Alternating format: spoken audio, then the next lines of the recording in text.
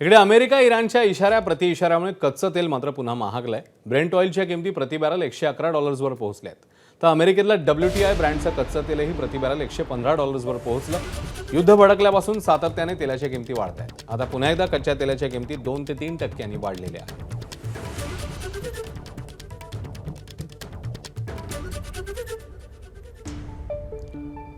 हॉर्मुझच्या सामुद्रधुनीतनं मर्यादित हालचाल सुरू झाल्याची माहिती समोर येते आहे। गेल्या 24 तासांहून अधिक काळात इराणच्या परवानगीनंतर 15 मालवाहू जहाजांनी हॉर्मुझची सामुद्रधुनी पार केली।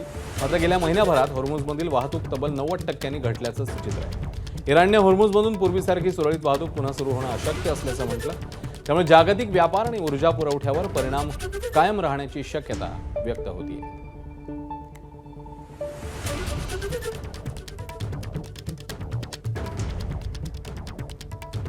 आखाती देशात सुरू असलेल्या युद्धामुळे भारतात मोठ्या प्रमाणात गॅसची टंचाई निर्माण झाली आहे। जळगाव, अमरावती, बीड आणि परभणीत घरगुती गॅस सिलेंडरची तीव्र टंचाई जाणवली, त्यामुळे सामान्य नागरिकांना मोठा त्रास सहन करावा लागला।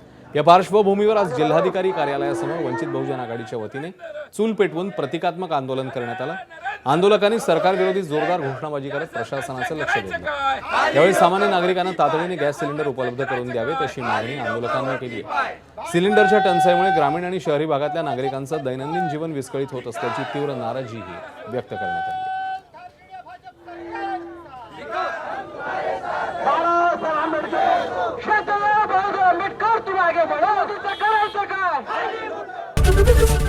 एबीपी माझा, उघडा डोळे बघा नीट।